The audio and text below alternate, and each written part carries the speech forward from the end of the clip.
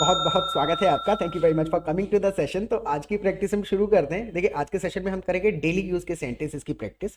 छोटे छोटे easy sentences हैं जो हम अपनी डेली कॉन्वर्सेशन में इस्तेमाल करते हैं। तो आप अपनी इंग्लिश को चेक करिएगा कि इनमें से कितनी बातें, कितने सेंटेंसेस आप नेचुरली इंग्लिश में बोल पा रहे हैं। Alright, so I will be sharing my screen with you. Screen में आपके साथ में शेयर कर देता हूँ। प्रैक्टिस करने का बेस्ट तरीका बस यही है कि whatever you see on the screen in English, you repeat every sentence after me loudly. जोर से बोल के प्रैक्टिस करनी है। अगर बोल के प्रैक्टिस नहीं करेंगे तो प्रोनाउंसिएशन की आदत नहीं पड़ेगी, फ्लुएंसी नहीं आएगी। ओके, सो क्या इंग्लिश बोलते समय आपके दिमाग में भी कुछ नहीं आता? फीलिंग हमको पहुंचानी आनी चाहिए। अगर हम इस वर्ड फ्लो में ही बोलने की कोशिश करेंगे इंग्लिश में तो बिल्कुल भी पॉसिबल नहीं है। फीलिंग को समझिए। अब इस बात को इंग्लिश में कैसे कहना है, 100 तरीके से कहा जा सकता है। सेंटेंसेस हमको बनाने आने चाहिए। जैसे एक तरीके से हम बोल के देखते हैं, right? Does your mind also go blank? Does your mind also go blank. देखिए, हमने जब एक बार में सेंटेंस में डज का इस्तेमाल कर दिया ना, क्वेश्चन है तो डू डज से स्टार्ट होगा, right?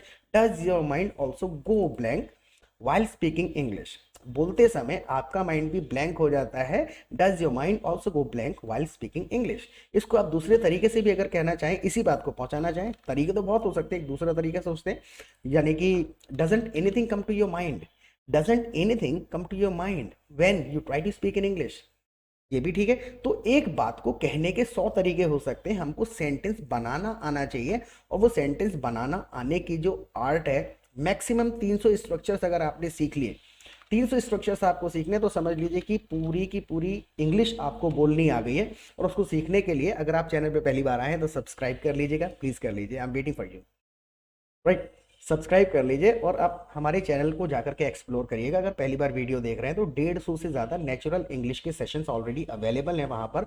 Conversation sessions, structures, formation, हर चीज़ आप 10-15 सेशंस अब देखेंगे ना तो ट्रांसलेशन की आदत छूट जाएगी। नेचुरली फीलिंग को एक्सप्रेस करने की आदत शुरू हो जाएगी, राइट? पहले सेशन को पूरा देखिए, लॉजिक समझ में आएगा, how the natural English is spoken. Okay, ऐसे मेरे साथ भी होता है। Does your mind also go blank when you try to speak in English?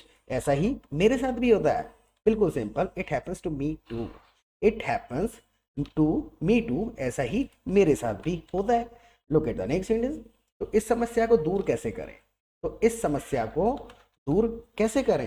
तो how to overcome this issue, how to overcome this problem. Overcome का मतलब है किसी भी परेशानी से बाहर निकलना, किसी परेशानी को दूर करना। So how to overcome this problem, इस समस्या को दूर कैसे करें, इससे बाहर कैसे निकलें, सिचुएशन को समझना है, राइट? शब्द का एकदम एक्यूरेट मीनिंग नहीं निकालना होता। So how to overcome this problem. Now look at the next sentence. चलो नरेंद्र सर से पूछते हैं, नरेंद्र सर से पूछते हैं। नरेंद्र सर दिखे नहीं काफी दिनों से क्लास में, तो मैंने कहा पूछ लेते हैं। तो let's ask Narendra sir. Actual में क्या है, let's ask from Narendra sir, let's ask to Narendra sir, कुछ लगाने की जरूरत नहीं है। Simple, let's ask Narendra sir. चलो नरेंद्र सर से पूछते हैं। Look at the next sentence now. Narendra sir मिलेंगे कहाँ? नरेंद्र सर मिलेंगे कहाँ? अब इसी चीज को हमको किसी से पूछना है, तो बिल्कुल simple, Narendra sir, where can we find Narendra sir, या फिर where can we find him. क्योंकि नरेंद्र सर की बात हो रही है, लेट्स आस्क नरेंद्र सर। आप कह सकते हैं where can we find him, वो हमको मिलेंगे कहाँ? Where can we find him. जब आप बोल के, आप जब प्रैक्टिस करेंगे, रिपीट जब करेंगे ना, तो आपको वर्ड ऑर्डर समझ में आ जाएगा। वेयर कैन कह रहे हैं, कैन, वेयर, ये आगे पीछे का जो है ना, ये प्लेसमेंट ऑफ द वर्ड्स, ये सुनते समय लग सकता है क्योंकि हम सारे रिलेटेड वर्ड्स जानते हैं, इनके प्लेसमेंट की हमको आदत नहीं होती, तो बोलते समय अटक जाते हैं। तो रिपीट करा करें कम से कम 2 बार, जिससे वर्ड ऑर्डर याद होगा कि कौन से शब्द के बाद कौन सा शब्द बोल रहा है। Look at the next sentence. ये तो मुझे भी नहीं पता, बंदा कह रहा है way can we find him, answer हमको कहाँ मिल सकते हैं, ये तो मुझे भी नहीं पता। That something even I don't know. That something, ये बात तो, ये तो वो बात है, that something even I don't know, right? तो एम्फेसाइज करने के लिए हमने लगा दिया दैट समथिंग, यानी ये बात तो मुझे भी नहीं पता। That something even I don't know, मुझे भी नहीं पता, right? Look at the next sentence. Narendra sir आखिरी बार क्लास में कब दिखे थे? नरेंद्र सर आखिरी बार क्लास में कब दिखे थे? अब बिल्कुल इन शब्दों को ट्रांसलेट नहीं करना है, हम एक बंदे की प्रेजेंस पूछ रहे हैं, राइट? कि आखिरी बार उन्हें कब देखा गया, तुमने कब देखा, घुमा फिरा के हमको बात को पहुंचाना है, जो सेंटेंस इजीली माइंड में आ जाए, उस तरीके से मैसेज को पहुंचाने का हमारा एक टारगेट होना चाहिए, कंसर्न होना चाहिए, राइट? बिल्कुल सिंपल तरीके से कह देंगे when was the last time, आखिरी बार, when was the last time Narendra sir showed up in the class. When was the last time Narendra sir showed up in the class? आखिरी बार कब दिखे थे? आप ऐसे भी घुमा फिरा के अगर सामने किसी बंदे से बात कर रहे हैं तो मैं ऐसे भी उससे पूछ सकता हूँ When was the last time you saw Narendra sir in the class?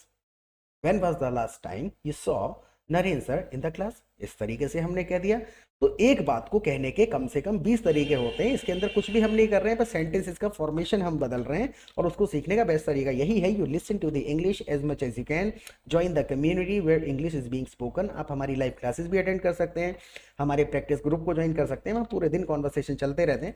तो वहाँ पर जब आप इस प्रकार की रियल सिचुएशनल इंग्लिश को सुनेंगे तो सेंटेंसेस का फॉर्मेशन समझ में आ जाएगा, अप्रोप्रिएट यूसेज समझ में आ जाएगा, किस सिचुएशन में क्या कहना है, ऑल्टरनेट्स पता चल जाएंगे। सब आपस में बातें करते रहते हैं कि नरेंद्र सर काफ़ी दिन से क्लास में नहीं आए, शायद कहीं बिजी होंगे, अरे वो कह तो रहे थे मुझसे कि वो बाहर जाने वाले हैं, शायद वो बाहर चले। इस प्रकार की जब बातें होती हैं ना तो रियल इंग्लिश हमको समझ में आती है, ट्रांसलेशन की स्टेज से ऊपर उठ जाते हैं, राइट। और फीस की बिल्कुल चिंता मत करिएगा, बहुत छोटा सा अमाउंट है, क्लास में आइए, काफ़ी ज़्यादा हेल्प मिलेगी टू अचीव फ्लुएंसी। ओके, तो चलो सुमित सर के पास चलते हैं, यानी कि Narendra sir hasn't shown up in the class for many days, कई दिनों से वो तो दिखे नहीं। चलो सुमित सर के पास चलते हैं। So let's go to Sumit sir then, let's go to Sumit sir then। अब देखिए सुमित सर के पास चलते हैं, let's go near वगैरह कुछ कहने की जरूरत नहीं है, let's go to Sumit sir then। चलो सुमित सर के पास चलते हैं। अब बंदा कह रहा है कि वो भी कई दिन से नहीं दिखे, सुमित सर भी कई दिन से नहीं दिखे, वो भी कई दिन से नहीं दिखे, बिल्कुल simple. he also hasn't shown up in the class for many days, he also, वो भी hasn't shown up in the class for many days, वो भी कई दिनों से क्लास में नहीं दिखे। देखिए showed up, shown up का मतलब है दिखना, अपीयर करना, right. Look at the next sentence, क्यों ना उनको कॉल कर ले, शायद तुम्हारे पास उनका नंबर होगा। दो सेंटेंसेस हैं, क्यों ना उनको कॉल कर ले, शायद तुम्हारे पास उनका नंबर होगा, राइट। बिल्कुल simple, why not call him, क्यों ना उनको कॉल कर ले, इसमें टू वगैरह, why not to call him वगैरह कुछ कहने की जरूरत नहीं है। Why not call him, repeat करिएगा, वर्ड ऑर्डर याद होंगे।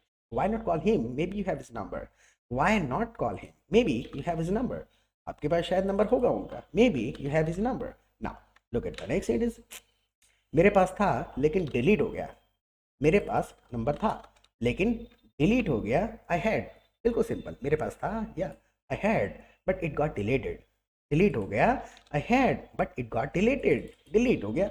Now look at the next sentence, क्या तुमने दोनों का नंबर डिलीट कर दिया? ये talking about Narendra sir and Sumit sir, बंदा पूछ रहा है क्या तुमने दोनों का नंबर डिलीट कर दिया? बिल्कुल simple, have you deleted the numbers of both of them, have you deleted, क्या तुमने कर दिया, have you deleted the numbers of both of them, उन दोनों के नंबर्स आपने डिलीट कर दिए, have you deleted the numbers of both of them.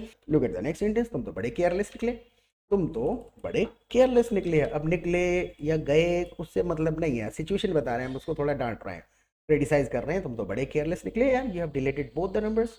Now you are so careless, you are such a careless, you are so careless यानी आप बहुत careless हो, you are such a careless थोड़ा और ज्यादा एम्फेसाइज हो गया और ज्यादा स्ट्रिक्ट हो गया, you are such a careless, तुम तो यार वाकई बहुत ज्यादा केयरलेस निकले, राइट। पूछ भी सकते हैं हाउ केयरलेस यू आर, इतने केयरलेस हो तुम, right. Look at the next sentence, खैर जो हुआ सो हुआ, खैर जो हुआ तो हुआ, बिल्कुल सिंपल, ये अपने आप में एक बना हुआ फ्रेज है, well what ever happen happen, ये तीन शब्द ऐसे बोल दिए जाते हैं, वट एवर हैपन हैपन, जो हो गया वो हो गया, right. Look at the next sentence, और बताओ जिंदगी कैसी कट रही है, और बताओ जिंदगी कैसी कट रही है, बिल्कुल सिंपल तरीके से पूछ सकते हैं, how is your life going, how is your life going. आप ऐसे भी आप दूसरे तरीके से भी इसको घुमा के कह सकते हैं, how is the life treating you, how is the life treating you. तो एक बात को कहने के 100 तरीके हैं, सेंटेंस हमको पता होना चाहिए, थोड़ी बहुत ग्रामर कि भैया बोला कैसे जाएगा इस बात को, और उसको सीखने के लिए लिसन टू द इंग्लिश, जितना ज़्यादा सुनेंगे पता चल जाएगा इस बात को कहते कैसे हैं। लाइफ कैसी चल रही है, सब मज़ेदार कट रही है, बड़े मज़े में कट रही है, तो सिंपल कह सकते हैं full of fun, full of fun, interesting, I'm enjoying, everything is great, all is fine। 100 तरीके हैं अगर आपको सेंटेंस बोलना आता है तो, right. Look at the next sentence, ये मेले में जाने की जिद कर रही है, माय डॉटर, ये मेले में जाने की जिद कर रही है, कोई बच्चा जिद कर रहा है, कोई बंदा अड़ गया है किसी बात पर तो वो इंसिस्ट कर रहा होता है, so she is insisting on going to the fair, insisting on, insist कर रहा है, she is insisting on going to the fair. और इसको और ज्यादा नेचुरली अगर हम कहें तो आईएनजी हमने लगा दिया है यहाँ पे, she insists on, she insists on going to the fair. देखिए इसको इस तरीके से लिखा जाएगा, he insists on going to the fair, यानी कि वो मेले में जाने की जिद करती है, कर रही है, ऐसे कोई मतलब नहीं है। She insists on going to the fair, यानी जिद कर रही है इस चीज़ की।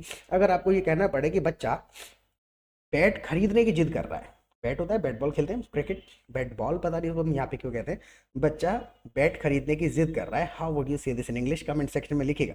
राइट, आपका सेंटेंस ठीक होगा then I will give you a like, और गलत होगा तो हम उसको करेक्ट कर देंगे कि ये लिखेंगे ना तो एक स्ट्रक्चर एक याद हो जाएगा। राइट,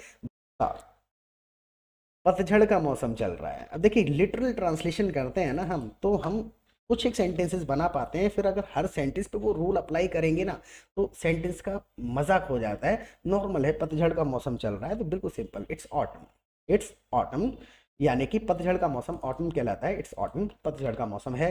आप ऐसे भी कह सकते हैं autumn season is going on, autumn season is going on, लेकिन वो मजा सा नहीं आएगा थोड़ा सा। राइट, इट्स ऑटम, मौसम के लिए ऐसे ही बोला जाता है, कहने का तात्पर्य ये है, नेचुरली अगर बोलना है तो। Look at the next sentence, सारे पत्ते सूख गए। तो बताने का तात्पर्य क्या है, कुछ बातों को अपने ही तरीके से, कुछ नहीं सारी बातों को अपने ही तरीके से बोला जाता है। English is spoken its own way, rules नहीं लगाने, हिंदी के हिसाब से इंग्लिश का सेंटेंस नहीं बोलना होता।